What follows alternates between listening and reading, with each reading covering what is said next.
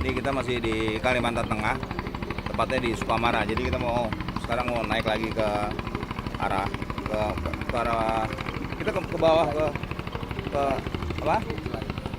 Jelai. Jelai Naning. Kita mau ke Jelai Naning. Kita sama pemancing-pemancing dari Sukamara, ada juga pemancing dari Ketapang. Ini kita rencana mau bermalam di sana, kira-kira mungkin 3 hari kita mau bermalam di atas. Mudah-mudahan target kita tetap sama. Targetnya toman, kerandang. Mudah-mudahan dapat bonus, dapat toman yang jumbo. Mudah-mudahan. Tergantung cuaca sama kondisi air nih. Oke, ready? Mancing mania. Mantap. Ini adalah salah satu sungai di Sukamara, Kalimantan Tengah. Jika dilihat memang tak ada bedanya dari kebanyakan sungai yang ada di Kalimantan ini.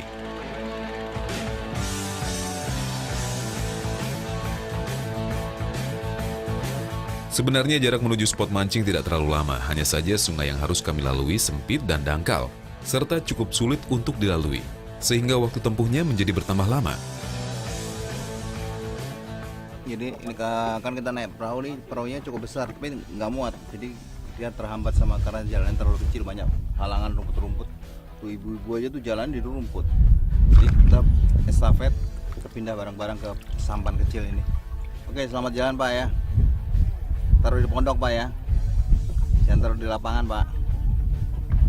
Jadi kita perahu besar berhenti di sini, perahu kecil yang maju ke depan. Nanti kita pindah ke perahu kecil baru bisa lewat. Kecil sekali. Dangkal lagi. Tak berapa lama perahu pun masuk ke anak sungai. Penduduk sekitar menamakannya Sungai Jelai. Wow, kami pun langsung disambut oleh rimbunan tanaman air yang menutupi hampir seluruh permukaan sungai. Tak disangka sepanjang perjalanan melewati Sungai Jelai hampir tidak ada permukaan sungai yang bebas dari kerumunan gulma air itu. Semoga saja di tempat kami memancing nanti kondisinya tidak separah ini. Kalau tidak, kami pasti akan sangat kesulitan untuk melempar umpan ke dalam air. Ini dia salah satu hambatan utama yang harus kami lalui. Banyaknya tumbuhan dan batang pohon mati membuat sungai kecil ini menjadi dangkal dan akibatnya perahu menjadi sering kandas dan harus didorong. Karena itulah untuk menghemat waktu menuju spot, kami terpaksa harus bermalam di pondok nelayan setempat yang terletak di tengah pedalaman sungai. Untung saja jarak menuju pondok sudah sangat dekat, sehingga kami, terutama motoris perahu, tidak sampai bersusah payah mendorong begitu jauh. Dan akhirnya sampailah kami di tempat bermalam. Memang jauh dari kesan nyaman, tapi jauh lebih baik daripada harus membangun tenda.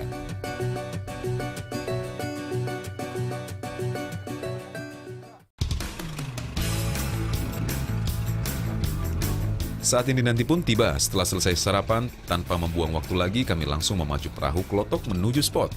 Dari pondok, untuk sampai ke spot mancing memerlukan waktu sekitar 1 jam dan jalur yang mesti dilalui pun tidak begitu mudah. Lihat saja, sungainya sangat sempit dan hanya cukup untuk 1 perahu kecil.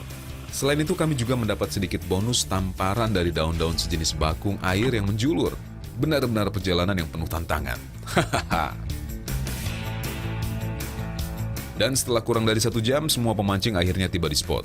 Menurut info dari kawan pemancing, lokasi ini sudah lama tidak dikunjungi oleh pemancing-pemancing lokal dan tidak sembarangan orang juga yang boleh memasuki kawasan ini. Karena itu tidak ada yang menggunakan racun untuk menangkap ikan. Seharusnya kemungkinan untuk mendapatkan strike toman atau kerandang babon cukup besar. Tapi ternyata setelah beberapa lama melempar spinning bait, saya baru merasakan sambaran ikan yang cukup saya kenal.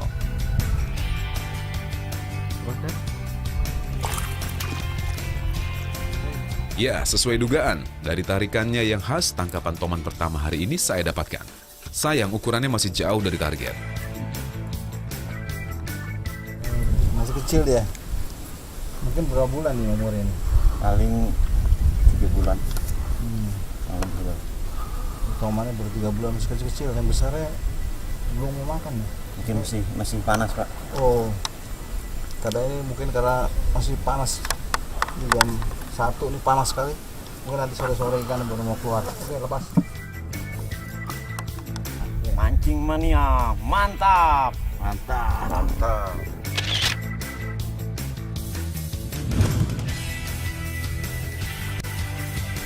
Dengan banyaknya tumbuhan air dan batang-batang pohon tumbang seperti ini memang menjadi tempat persembunyian favorit bagi ikan predator seperti toman atau kerandang. Spinning bait yang saya pakai mulai menunjukkan khasiatnya. Sambaran kedua kembali saya dapatkan. Baik toman maupun kerandang memang berasal dari kerabat yang sama, yaitu keluarga ikan gabus atau dikenal juga dengan keluarga snakehead, si kepala ular. Predator juga ini. Cantik ya warnanya tuh.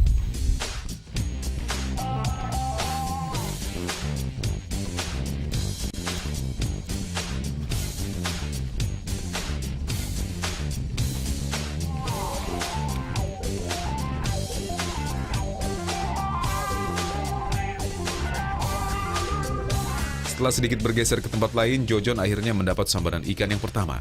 Dan masih seekor ikan kerandang ukuran remaja yang memakan umpan casting andalannya. Mancing mania, mantap.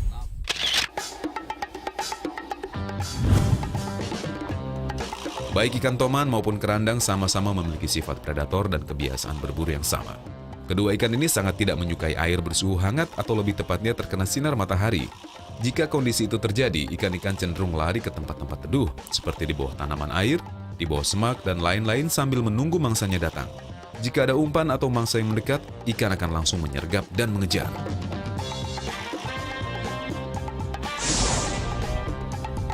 Dan itulah yang terjadi pada angler asli Sukamara saat ini. Jorannya kembali melengkung akibat sambaran ikan. Mantap! Sepertinya kami masih membutuhkan waktu untuk bisa mendapatkan target toman dan kerandang monster.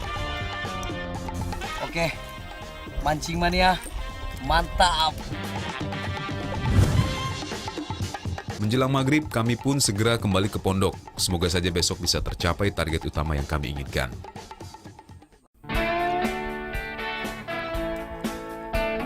Sebelum berangkat, saya mau bertanya-tanya sedikit kepada nelayan setempat.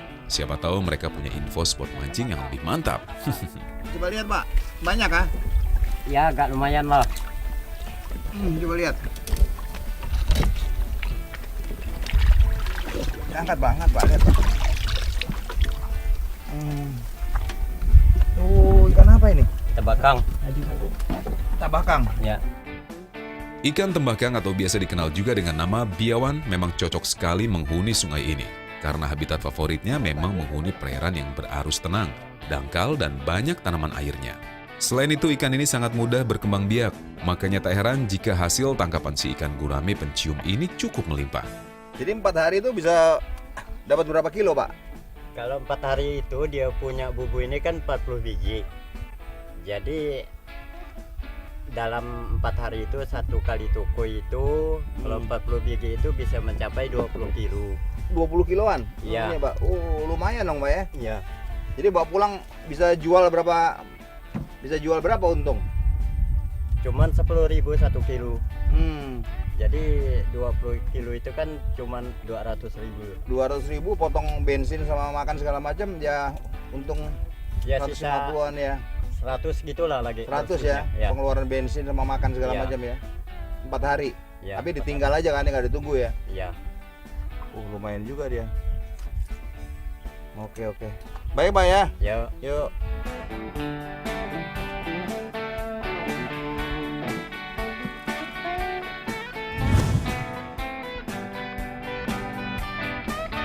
Tak jauh dari nelayan perangkap bubu, saya kembali bertemu dengan pasangan nelayan suami istri yang sedang asik memancing.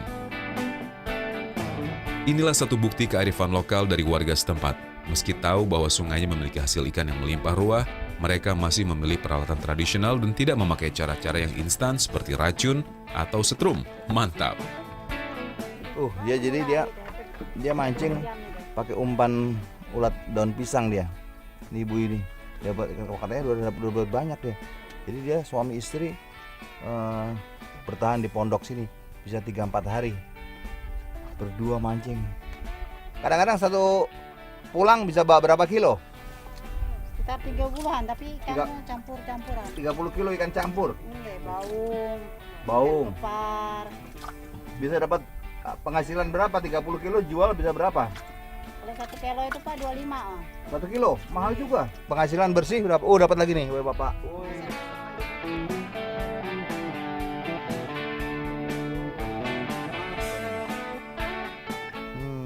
Ikan ini yang bisa dapat 30 kilo. Ada jenis baung lagi ya. Ada baung juga. Lumayan, dia bisa penghasilan bisa, kalau ada rezeki dia bisa ngantongin 500.000, dipotong makan segala macam di sini. Baik Bu, Pak, ya Pak, ya, permisi dulu ya, mudah-mudahan hasilnya banyak. Setelah puas bercengkrama dengan nelayan setempat, kami kembali melanjutkan perburuan di Sungai Jelai ini.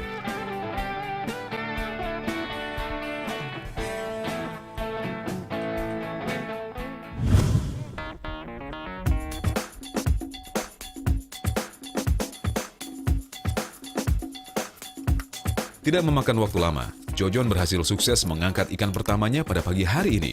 Lagi-lagi Jojon mendapatkan ikan kerandang dengan ukuran yang masih sama dengan hasil tangkapan kemarin. Nih, kerandang nih. Nih si Jojon yang dapat nih. Pemancing Sukamara. Cara paling mudah untuk membedakan kerandang dengan jenis kerabat gabus lainnya yaitu dengan melihat corak bulatan hitam yang ada di tubuhnya ini. Mancing mania, mantap.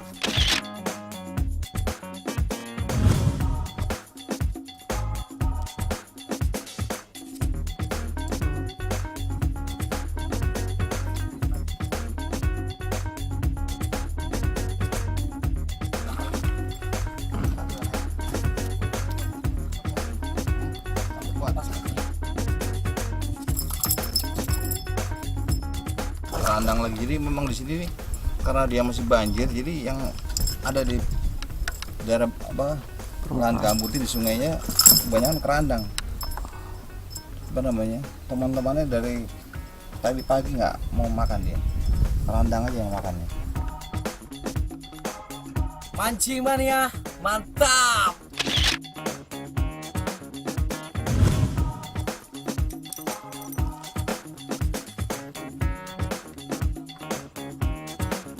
Ini semua kerandang di sini.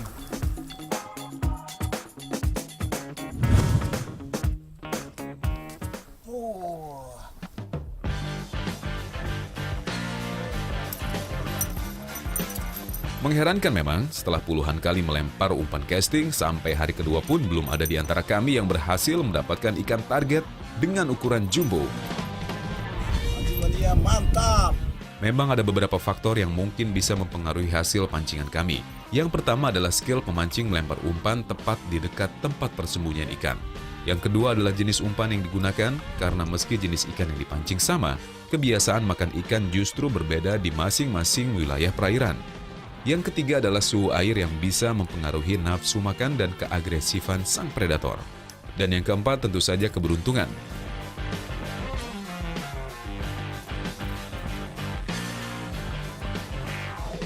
Bukan pemancing namanya jika gampang menyerah. Yap, masih ada cara lain bagi kami untuk bisa mendapat strike toman monster, yaitu dengan cara membersihkan tanaman air yang menutupi permukaan sungai.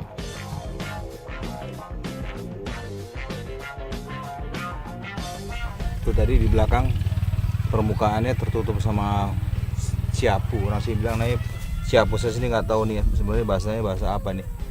Tumbuhan ini namanya apa saya nggak tahu. Jadi permukaannya tertutup. Jadi sama teman-teman ini dikelirkan, permukaan dibersihkan semuanya supaya kita bisa casting nggak ada hambatan. Ini sekarang udah clear, kira-kira 500 meter clear ke depan. Kita lagi diamkan dulu sampai ikannya berani keluar. Mudah-mudahan tomannya keluar dia. Kita lagi tunggu 1 jam, mungkin kita tunggu dulu baru kita mulai casting lagi. Gulma air atau orang setempat biasa menyebutnya kiapu memang tanaman yang sangat mengganggu. Kecepatan tumbuhnya yang sangat tinggi bisa merusak lingkungan perairan, seperti meningkatnya evapotranspirasi yaitu penguapan dan hilangnya air melalui daun-daun tanaman. Berkurangnya jumlah cahaya yang masuk ke dalam perairan sehingga menurunkan tingkat kelarutan oksigen dalam air. Tumbuhan kiapu yang mati akan turun ke dasar perairan sehingga mempercepat terjadinya proses pendangkalan. Dan tentu saja bisa mengganggu lalu lintas transportasi air.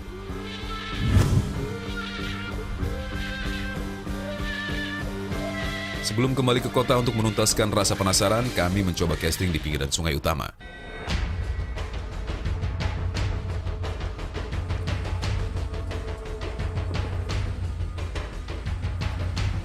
Tak disangka, baru saja beberapa kali melempar umpan, Jojo langsung mendapatkan sambaran.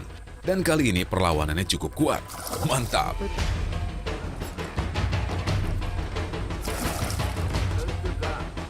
Di saat-saat terakhir, Jojon akhirnya berhasil mendapat seekor toman yang cukup besar. Meski belum termasuk ukuran monster, tapi lumayanlah mas bro.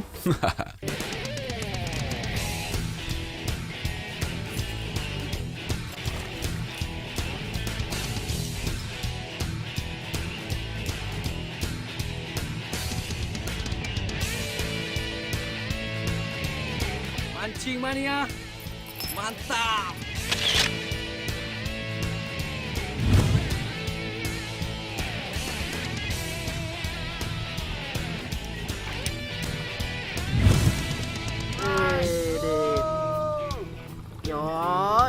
Di perahu lain, Joko yang sejak kemarin belum bernasib baik akibat mocel, akhirnya sukses membayar lunas kekecewaannya dengan ikan toman ukuran remaja. Mantap mas bro.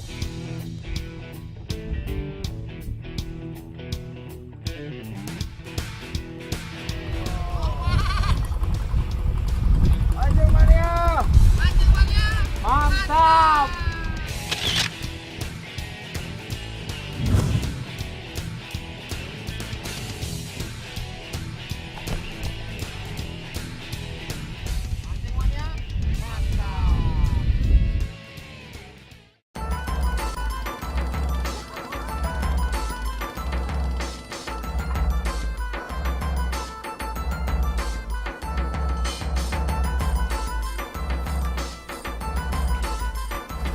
Jadi ikan yang kita dapat nih rencananya mau kita masak ala Sukamara nih.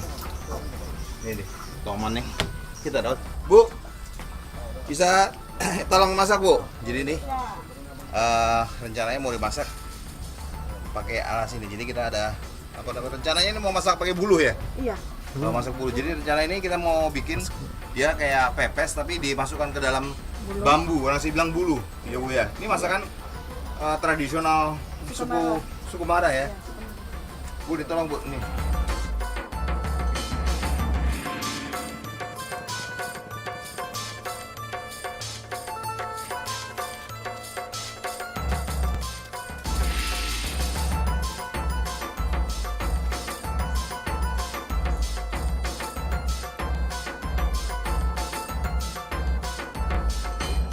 Nih, jadi apa namanya?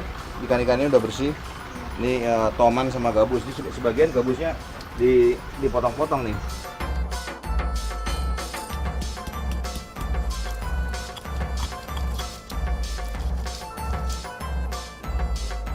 Jadi ikan yang udah dikasih bumbu ini dimasukin ke dalam bambu. Jadi dia karena tertutup, jadi apa namanya rempah-rempahnya itu masuk ke dalam, nggak keluar lagi dia. Jadi lemak-lemaknya semua bumbu jadi satu di dalam bambu.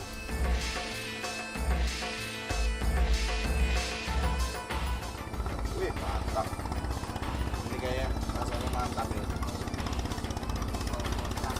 Ini udah mulai bakar ya, boleh ya? Oke, ini udah siap nih, jadi masih bakar. Ayo, ayo pak.